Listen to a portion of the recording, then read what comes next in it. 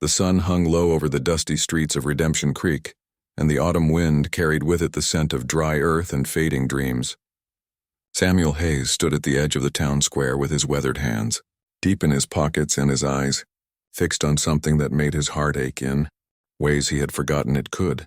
There in the center of the platform stood a woman with a burlap sack over her head and her wrists bound with coarse rope. Her dress was torn and stained, and her shoulders slumped forward in a posture of complete defeat. The auctioneer was calling out prices, but his voice held no enthusiasm. This was not a sale anyone wanted to be part of. Samuel was 63 years old, and he had lived alone on his ranch for the past 15 years since Martha had passed.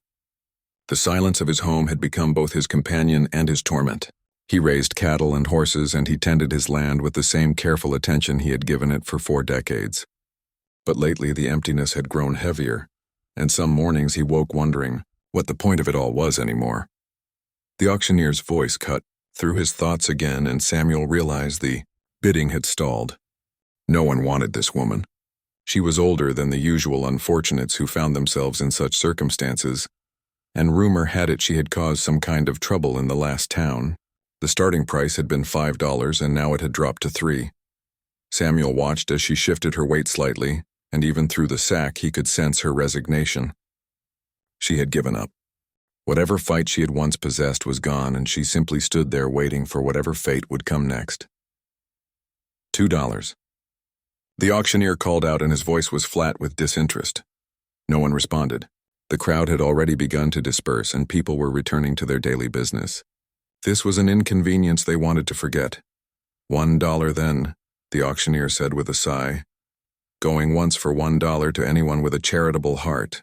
Samuel felt his feet moving before his mind had fully decided. He raised his hand, and his voice came out rough from lack of use. $1. The auctioneer looked almost relieved. Sold to Mr. Hayes for $1. As Samuel approached the platform, the woman's body seemed to tense, and he could hear her breathing quicken through the burlap.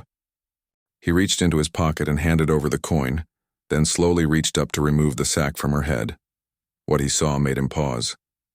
She was perhaps in her early 50s, with gray streaking through her dark hair and lines of hardship etched deep around her eyes and mouth. But it was her expression that struck him most. She looked directly at him with a mixture of fear and exhaustion, and then she spoke in a voice barely above a whisper. "Please," she said. "Just make it quick." Samuel felt something crack inside his chest. She thought he had bought her to harm her. She expected cruelty because that was all she had known recently. "Ma'am," he said gently, "I'm not going to hurt you. Let's get you home and cleaned up." She stared at him as if he had spoken a foreign language, and her eyes searched his face for deception. Finding none, she simply nodded because she had no other choice and no energy left to question. The ride back to the ranch was silent, except for the creak of the wagon wheels and the steady clip-clop of the horses. Samuel tried once or twice to start a conversation, but the woman, whose name he still did not know, sat rigid beside him and stared straight ahead. He decided to let her be. Time enough for words later. When they arrived at the ranch, Samuel helped her down from the wagon and led her into the house. It was a simple home, but clean and well-maintained, with wide windows that let in the afternoon light. Martha had always loved those windows. "The guest room is just down that hall," Samuel said, pointing. "There's a wash basin and clean towels. I'll heat some water for a proper bath if you'd like. Take your time. I'll fix us some supper." The woman nodded again, still not speaking, and disappeared into the room. Samuel heard the door close softly, and he stood in his kitchen, feeling suddenly uncertain. What had he done? He was a rancher, not a savior. He barely managed his own loneliness, let alone someone else's trauma. But he set to work anyway, heating water and preparing a simple meal of stew and fresh bread. It was what he knew how to do, and sometimes action was better than thought. An hour later, she emerged wearing the clean dress he had left outside her door. It had been Martha's, and seeing it on another woman sent a pang through him, but also something else. Something like rightness. "My name is Samuel," he said, gesturing to the table. "Please sit. You must be hungry." She sat slowly, as if expecting the chair to be pulled away at any moment. "I'm Catherine," she said finally. "Catherine Reed." "Well, Catherine, it's good to meet you properly. I hope the room is comfortable." She looked at him with those searching eyes again. Why did you buy me?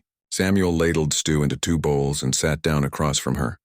I suppose because no one else would, and that didn't sit right with me. You looked like someone who needed help. You don't know anything about me, Catherine said, and there was a warning in her voice. I could be a thief or worse. Could be, Samuel agreed, cutting a slice of bread. But I figure we're all carrying something. I'd rather find out who you are by knowing you than by listening to rumors. Catherine picked up her spoon and ate slowly at first, and then with increasing hunger. Samuel pretended not to notice and ate his own meal in companionable silence. When they were finished, she helped him clean the dishes without being asked, and he appreciated the gesture. You can stay as long as you need, Samuel said as they worked. No strings attached. I could use help around the ranch if you're willing, but if you'd rather move on once you're rested, I'll give you money for the stage. Catherine's hands stilled in the wash water. Why would you do that? Samuel dried a plate carefully before answering. Because 15 years ago my wife got sick and the whole town came together to help us. They brought food and sat with her when I had to work, and they showed me what kindness looks like. I never got to properly pay that back. Maybe this is how... Something in Catherine's expression shifted then. Not quite trust, but perhaps the first seed of it. I'll work, she said. I'm good with horses and I can cook and mend. I'll earn my keep. All right then, Samuel said with a small smile. We'll start tomorrow. Tonight you rest. The days that followed fell into an easy rhythm that surprised them both. Catherine proved to be as capable as she had claimed and more. She had a way with the horses that bordered on magical, and they responded to her gentle firmness with trust. She repaired fences and mucked stalls and cooked meals that filled the house with warmth again. Samuel found himself looking forward to breakfast conversations and evening discussions on the porch. Catherine slowly began to share pieces of her story. She had been married once to a man who drank too much and hit too hard. She had left him and made her way west, working odd jobs until she had been falsely accused of theft in the last town. With no one to vouch for her character, she had been put up for auction as an indentured servant. I thought my life was over, she admitted one evening as they watched the sunset paint the sky in shades of orange and pink. When you bought me, I assumed you were like all the others. Men who saw an opportunity to own someone powerless. Samuel rocked slowly in his chair. I've known men like that. I've never understood them. Power over another person seems like the loneliest thing in the world. Catherine glanced at him. You're a rare sort, Samuel Hayes. I'm just a man, he said, trying to do right by the time I have left. As autumn deepened into winter, Catherine's presence transformed the ranch in ways both practical and profound. She organized the barn with an efficiency Samuel had never managed, and she started a vegetable garden, preparing it for spring planting. But more than that, she filled the silence with life.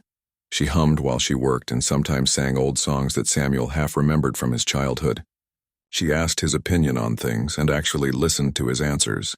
She laughed at his dry observations about the chickens' personalities, and she shared her own stories of growing up on a farm much like this one. Samuel realized with some surprise that he was happy.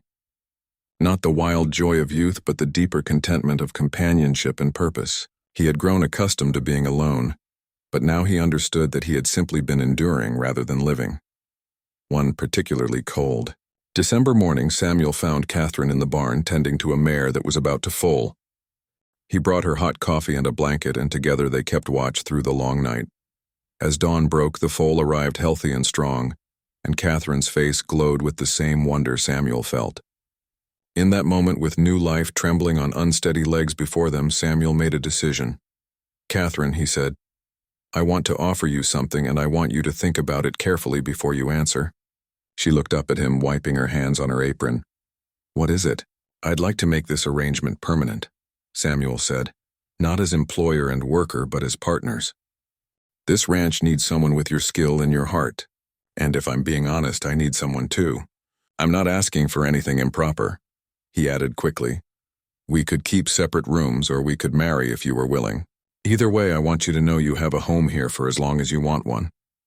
Catherine was quiet for a long moment, and Samuel worried he had overstepped. But then she smiled, and it was like watching the sun emerge from behind clouds. I was so afraid that day in town, she said so.